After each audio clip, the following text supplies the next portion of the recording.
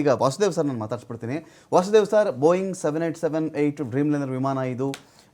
ಈ ಒಂದು ವಿಮಾನ ನಾವು ಚೆಕ್ ಮಾಡಿಕೊಂಡಾಗ ವೈಡ್ ಬಾಡಿ ಪ್ಯಾಸೆಂಜರ್ ವಿಮಾನ ಇದು. ಜೊತೆಗೆ ಇಂಧನ ದಕ್ಷತೆಗೆ ಹೆಸರಾಗಿದ್ದಂಥ ವಿಮಾನ, ಆರಾಮದಾಯಕ ವಿಮಾನ ಅಂಥೇಳಿ. ಈ ವಿಮಾನ ಒಂದು ಹಂತಕ್ಕೆ ಯಾವ ರನ್ವೇಯನ್ನು ಎಷ್ಟು ದೂರ ಬಳಸಿಕೊಂಡು ಜಿಗಿಯಬೇಕಿತ್ತೋ ಅಷ್ಟೂ ದೂರ ಬಳಸಿಕೊಂಡು ಜಿಗಿದಿದೆ ಅಂಥೇಳಿ ತಮ್ಮ ಅನುಭವದಲ್ಲಿ ಹೇಳಬಹುದಾ ಸರ್? ಅಷ್ಟು ಇದರಲ್ಲಿ ರನ್ವೇ ಯೂಸೇಜ್ ವಿಚಾರದಲ್ಲಿ ಏನೂ ಸಮಸ್ಯೆ ಆಗಿಲ್ಲ, ಅದರದ್ದು ಎಲ್ಲೂ ಕೂಡ ಸಮಸ್ಯೆ ಆಗಿ ತಮಗೆ ಅನ್ನಿಸ್ತಾ ಇದೆಯಾ ಅಂತ? ನಾನು ಅಹಮದಾಬಾದ್ ಏರ್ಪೋರ್ಟ್ ನಲ್ಲಿ ಕೆಲಸ ಮಾಡಿದ್ರಿಂದ ನಾನು ಹೇಳ್ತೀನಿ, ಸಾಮಾನ್ಯವಾಗಿ they use complete runway, more than 70-80% the runway will be utilised by this larger body. ಅದರಿಂದ ನನಗನ್ಸುತ್ತೆ he has taken the entire length, whatever was available to him. It is the discretion of the pilot who takes the decision at that time when they take off and the landing are being made.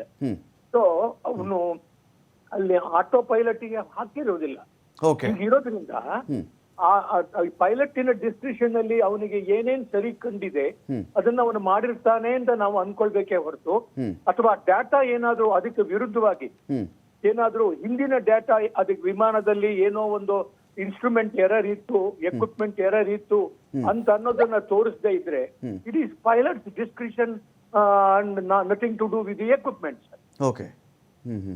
Pilot has made the decision to take off, and then suddenly something is going against whatever the normal this one behavior is there.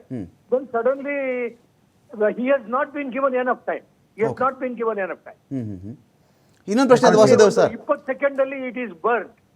ಇನ್ನೊಂದು ಪ್ರಶ್ನೆ ಇದೆ sir ನಂದು. ಏನಂದ್ರೆ, ಒಂದು ನೀವು ಆಗ್ಲೇ ಹೇಳ್ತಾ ಇದ್ದೀರಿ ರಣಹದ್ದುಗಳಲ್ಲಿ ತುಂಬಾ ಇವೆ ಅಂತ ಹೇಳಿ, ಇದರ ಜೊತೆಗೇನೆ ಅಲ್ಲಿ ಪಾರಿವಾಳದ ಸ್ಪರ್ಧೆ ಕೂಡ ಮಾಡ್ತಾರೆ ಸರ್ ಅಲ್ಲಿ ಅಕ್ಕಪಕ್ಕದಲ್ಲಿ, ಆ ಕೊಳಗೇರಿ ಪ್ರದೇಶದಲ್ಲಿ ಸುತ್ತಮುತ್ತಲೆಲ್ಲ ಪಾರಿವಾಳದ ಸ್ಪರ್ಧೆಗಳು ಕೂಡ ನಡೆಯುತ್ತೆ ಅದೇ ಒಂದು ಭಾಗದಲ್ಲಿ. ಬರ್ಡ್ ಹಿಟ್ ಆಗಿತ್ತು ಅಂತಾನೆ ಭಾವಿಸೋಣ ಸರ್. ಬರ್ಡ್ ಹಿಟ್ಟು ಅಷ್ಟು ಬೇಗ ಅಷ್ಟು ಪರಿಣಾಮ ಬೀರುತ್ತಾ ಒಂದು ವಿಮಾನಕ್ಕೆ ಅಂತ ನನ್ನ ಪಾಯಿಂಟ್. ಇಲ್ಲ ಸರ್, ಹಾಗಾಗೋದಕ್ಕೆ ಸಾಧ್ಯವೇ ಇಲ್ಲ. Unless air traffic control has not taken any precautionary methods to chase the bird ಅಂತ ಅನ್ನೋ ಪರಿಸ್ಥಿತಿ ಬರೋದೇ ಇಲ್ಲ. ಅಲ್ಲಿ ಏನಾದ್ರೂ ಬರ್ಡ್ಗಳು ಇದ್ರೆ ಏರ್ ಟ್ರಾಫಿಕ್ ಕಂಟ್ರೋಲರ್ ಅದನ್ನು ಚೇಸ್ ಮಾಡ್ದೇನೆ ಅವನು ಕ್ಲಿಯರೆನ್ಸ್ ಕೊಡೋದೇ ಇಲ್ಲ. ಆಗಿರೋದ್ರಿಂದ ಅದು if at all that was there, that is a big mistake on the part of the ATCO. But it doesn't happen. ಯಾಕೆಂತಂದ್ರೆ ಆ 1 ನಿಮಿಷ 20 ಸೆಕೆಂಡ್ ಅಲ್ಲಿ 2 ಎಂಜಿನ್ಗಳಿಗೂ ಬರ್ಡ್ ಹಿಟ್ ಆಗಿ ಅವು ಎಂಜಿನ್ ಉಪಯೋಗಕ್ಕೆ ಬರದೇ ಇರೋ ಹಾಗಾಗಿ ಫೈರ್ ಕ್ಯಾಚ್ ಆಗಿದೆ ಅಂತ ಅನ್ನೋದಾದ್ರೆ ಅದಕ್ಕೆ ಬಹಳ ಟೈಮ್, ಸ್ವಲ್ಪನಾದ್ರೂ ಟೈಮ್ ಕೊಡ್ಬೇಕಾಗತ್ತೆ ಸರ್. ಅಷ್ಟು ಸಾಧ್ಯತೆಗಳಿಲ್ಲ ಸರ್. ಈಗ ATC ಮಿಸ್ಟೇಕ್ಗಳ ಕಾರಣದಿಂದಾಗಿ 5,000 ವಿಮಾನ ಅಪಘಾತಗಳಾಗಿದೆ ಸರ್. ATC ಯಾವತ್ತಾದ್ರೂ ಒಪ್ಕೊಳ್ತಾರ ಅವರು, ನಾವು ಏನೋ ಸರಿಯಾಗಿ ಸಿಗ್ನಲ್ ಕೊಡಲಿಲ್ಲ, ಸಿಚುವೇಶನಲ್ ಅವೇರ್ನೆಸ್ ನಾವು ಮಾಡೋಕ್ಕಾಗಲಿಲ್ಲ, ಅಥವಾ ಕೊಟ್ಟಿದ್ದು ತಪ್ಪಾಗಿತ್ತು, ಅದು ಕೊಟ್ಟಿದ್ದು ಲೇಟ್ ಆಗಿತ್ತು, ಇದು ಯಾವತ್ತಾನ ಇದೆಯಾ ಸರ್? ಅದು ಏರ್ಕ್ರಾಫ್ಟ್ ಆಕ್ಸಿಡೆಂಟ್ ಅಲ್ಲಿ ಸುಮಾರಾಗಿ ಹ್ಯೂಮನ್ ಎರರೇ 65% ಇದೆ ಸರ್. ಓಕೆ. ಅದರಲ್ಲಿ ಪೈಲಟ್ ಎರರೇ ಜಾಸ್ತಿ ಇದೆ. ಓಕೆ. ಏರ್ ಟ್ರಾಫಿಕ್ ಕಂಟ್ರೋಲರ್ದು ಏನೊಂದು ಸಿಗ್ನಲ್ ಇದೆ ಅಥವಾ ಇದನ್ನ ಮಾಡ್ತಾ ಒಂದು ಸಡನ್ ಆಗಿ ನಾಯಿ ಬಂತು, ರನ್ವೇ ಮೇಲೆ ನಾಯಿ ಬಂತು, then what anybody can do, you can caution the pilot. Okay. Then pilots, it is pilot's discretion to abort the takeoff or to not to land or take off immediately to avoid the space, avoid the point of contact. ಇಷ್ಟೇ ಸಾಧ್ಯತೆಗಳಿರೋದು.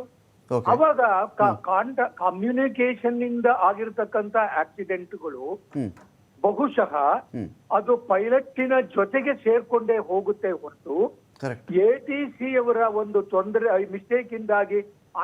ಯಾಕೆಂತಂದ್ರೆ pilot has to be responsible on anything happening on the runway. He will be cautioned only by the communicator, that is air traffic controller. ATC doesn't do anything. It is only communicating it. It is only the voice. Okay. Sir, you are going to, there is a dog crossing the runway. That's the only he will do. He will tell. But pilot has to take action to avoid the dog crossing or meeting the dog on the runway. These are all his responsibility, no sir. Fine, so fine. I don't think ATC because of sir. Fine sir. ಹೇಳಿ sir, complete ಮಾಡಿ sir. ಆ ತರ ಇರೋದ್ರಿಂದಾಗಿ ATCಗೆ ಯಾವುದೇ ಒಂದು blame ಅನ್ನ ನಾವು ಹೇಳೋದಕ್ಕೆ ಮುಂಚೆ ಓಕೆ ಅಲ್ಲಿ ಬೇರೆ ಬೇರೆ ಪಾಯಿಂಟ್ಗಳು ಇದಾವೆ ಅಂತ ಅನ್ನೋದನ್ನ ನಾವು ಗಮನಿಸಬೇಕು. Exterior point, external point to the ATCO and pilot are human error. That whatever is happening, human error ಅನ್ನ ನೀವು ಕಾಂಟ್ಯಾಕ್ಟ್ ಕಂಟ್ರೋಲ್ ಮಾಡೋದಕ್ಕೆ ಎಷ್ಟು ಸಾಧ್ಯತೆಗಳಿದೆ ಅದನ್ನೆಲ್ಲ ಮಾಡ್ತಾ ಇದ್ದಾರೆ. ಏನು ಎಲೆಕ್ಟ್ರಾನಿಕ್ ಡಿವೈಸ್ಗಳನ್ನ ಡಿವೈಸ್ ಮಾಡಿದ್ದಾರೆ, ಅಪ್ಲೈ ಮಾಡ್ತಾ ಇದ್ದಾರೆ. ಇವೆಲ್ಲವೂ ಸಹ ಎಷ್ಟು ಮಟ್ಟಿಗೆ ಅಂತಂದ್ರೆ ಕೊನೆಗೆ it is human errors.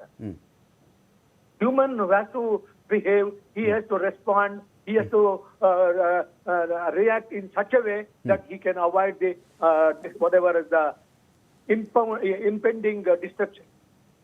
Fine sir.